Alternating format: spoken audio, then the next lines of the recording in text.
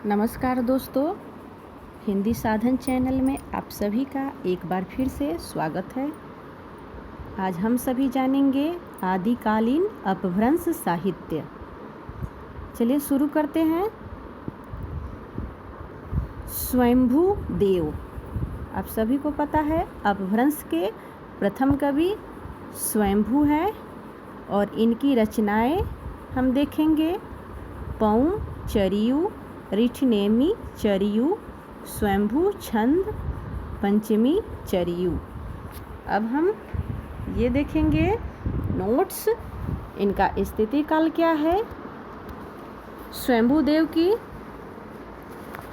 वो किस समय थे, तो वे 8वीं शताब्दी में थे। 783 ईस्वी निर्धारित किया गया है।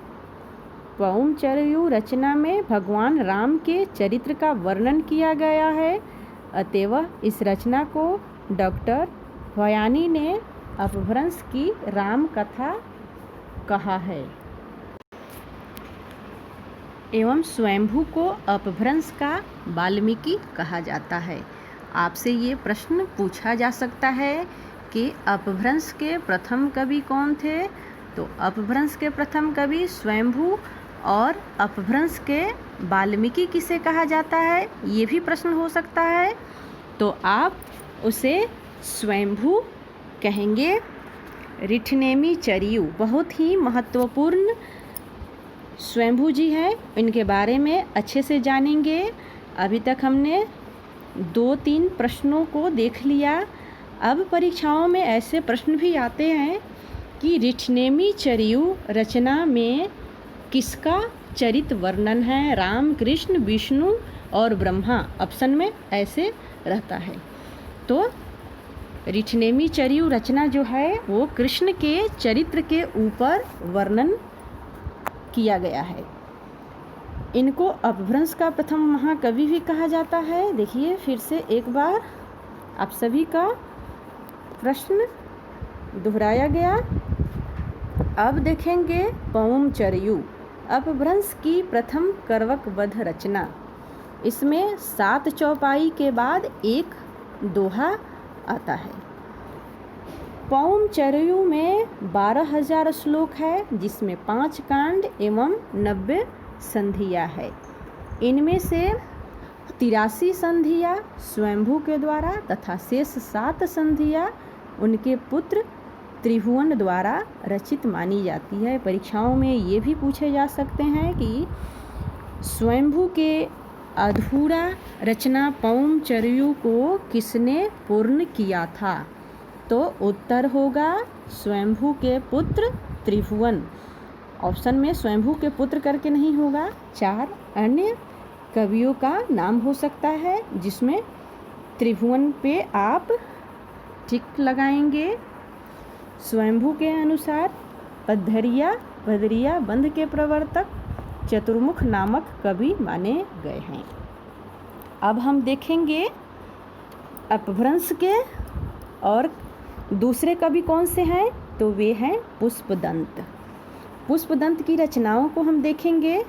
महापुराण, नय कुमार चरियू, नागकुमार चरित्र, जसहर चरियू जिसमें यशोदा का चरित्र है, और कुश ग्रंथ। नोट, इनका स्थिति काल 10वीं शताब्दी माना जाता है।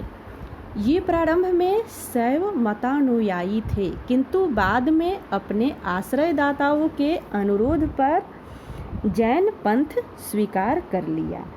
पुष्पदंत कवि जो थे वे शैव मत को मानने वाले थे और बाद में अपने आश्रयदाता यानी जिस राजा के आश्रय में ये रहते थे, तो उनके अनुरोध करने पर ये जैन पंथ को स्वीकार कर लिए।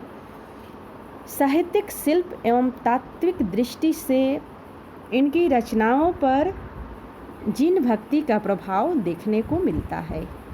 इनकी महापुराण रचना में 63 महापुरुषों, सलाका पुरुषों की जीवन घटनाओं का वर्णन किया गया है। अब आपसे यहाँ पे ये प्रश्न पूछा जा सकता है कि सलाका पुरुषों के जीवन की घटनाओं का वर्णन पुष्पदंत के किस रचना में किया गया है? तो वो है महापुराण। रचना किसकी है? तो वे पुष्पदंत की है। आप इसे अच्छे से याद करेंगे। प्रसंगवश राम कथा का उल्लेख भी प्राप्त हो जाता है। उन्होंने बड़े गर्व के साथ घोषणा की कि जो इस ग्रंथ में है वह और कहीं मिल ही नहीं सकता। पुष्पदंत जी ने अपने ग्रंथ महापुराण के लिए बड़े गर्व से ये घोषणा की थी कि इस ग्रंथ में जो कुछ भी है वो अन्य किसी ग्रंथ में मिल ही नहीं सकता। शिव सिंह सेंगर ने इनको अपभ्रंश का भवभूति कहकर पुकारा है। आपसे परीक्षाओं में इसमें से 2 तरह के प्रश्न पूछे जा सकते हैं। पहला कि अपभ्रंश का भवभूति किस कवि को कहा जाता है, और दूसरा अपभ्रंश का भवभूति स्वयंभू को किसने कहा। तो अपभ्रंश का भवभूति स्वयंभू को शिव सिंह सेंगर ने कहा, और अपभ्रंश का भवभूति किस कवि को कहा जाता है? तो वो पुष्पदंत है। महापुराण रचना के कारण इनको अपभ्रंश का व्यास भी कहा जाता है। पुष्पदंत के महापुराण रचना के कारण इनको अपभ्रंश का वेद व्यास भी कहा जाता है। इसे भी आप नोट करेंगे। ये मान्यखेट के प्रतापी राजा कर्ण के महामात्य भीम के सभा कवि थे।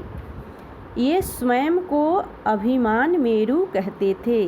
पुष्पदंत स्वयं को, अपने आप को अभिमान मेरु कहा करते थे। अब हम जानेंगे तीसरे कवि धनपाल। इनकी रचना है भविष्यत कहा। नोट, इनका स्थिति काल 10वीं शताब्दी माना जाता है। पश्चात विद्वान डॉक्टर विंटर नित्ज महोदय ने इस रचना को रोमांटिक महाकाव्य की संज्ञा प्रदान की है। अब चौथा कवि अब्दुल रहमान। इनकी रचना है संदेश रासक। नोट, इनका स्थिति काल 12वीं शताब्दी का उत्तरार्ध एवं 13वीं शताब्दी पूर्वार्ध का निर्धारण किया गया है।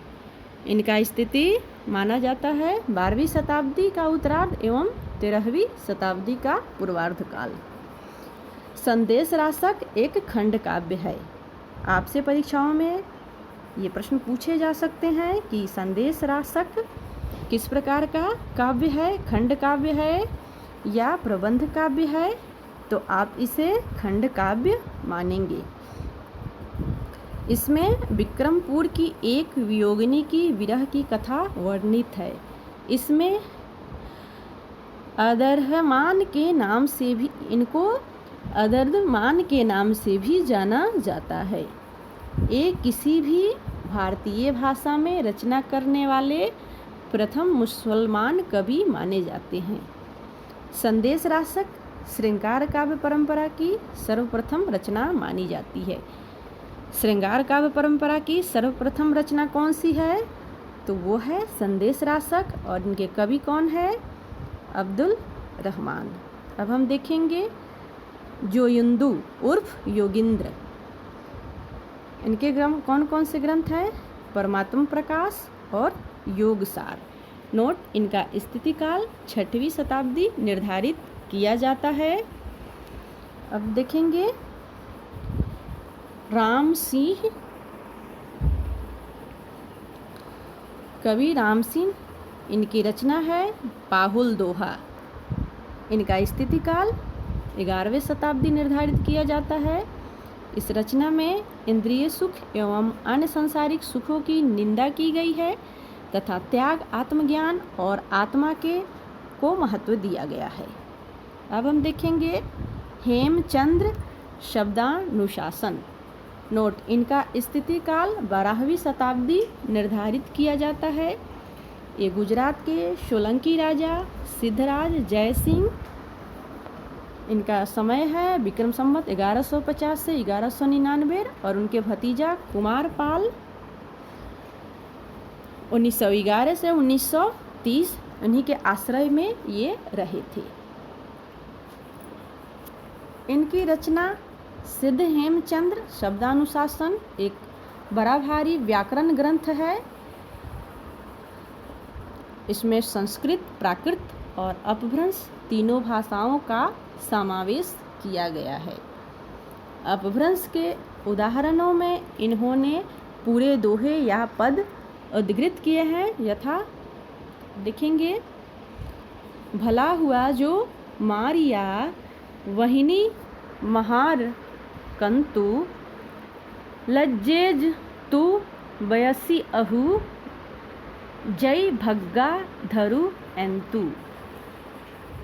पिए संगमी कऊ न्युद्री, पियरो परखयो केव, मई वित्रिवी वित्रासिया, निदन एव न तेव।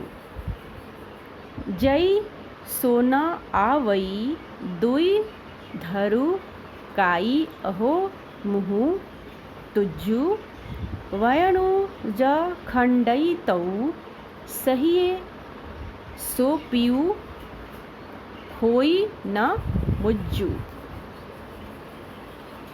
अब आदिकाल की अन्य रचनाओं को देखेंगे।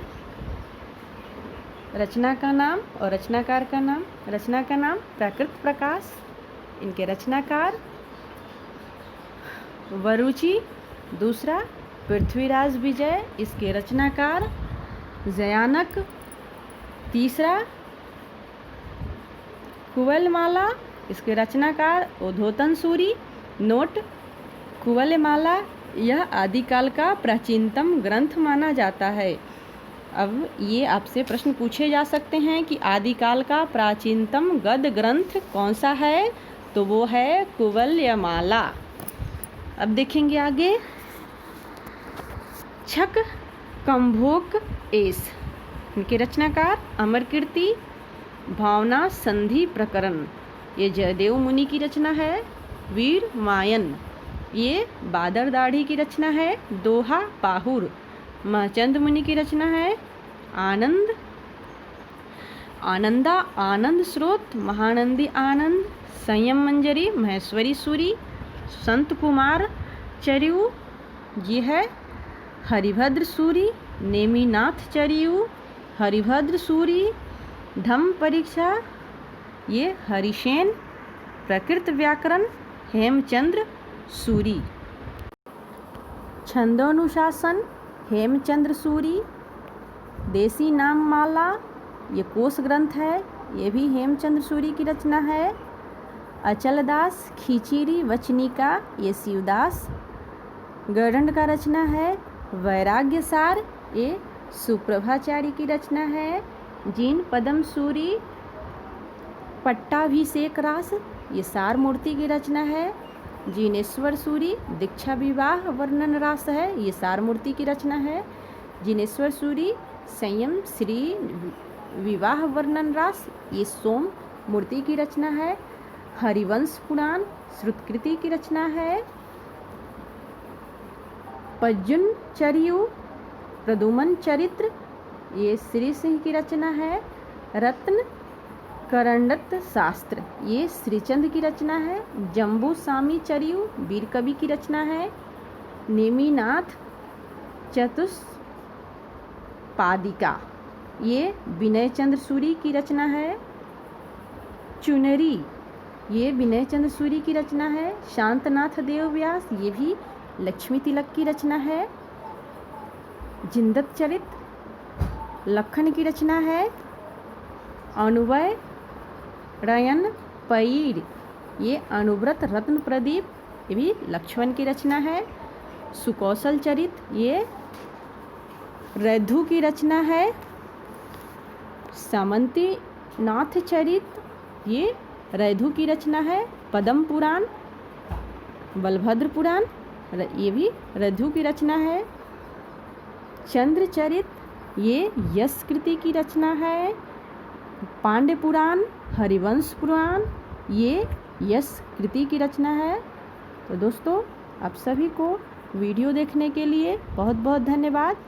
अगले वीडियो में आपसे मिलते हैं, तब तक के लिए धन्यवाद। वीडियो को लाइक, शेयर और सब्सक्राइब ज़रूर करें। धन्यवाद।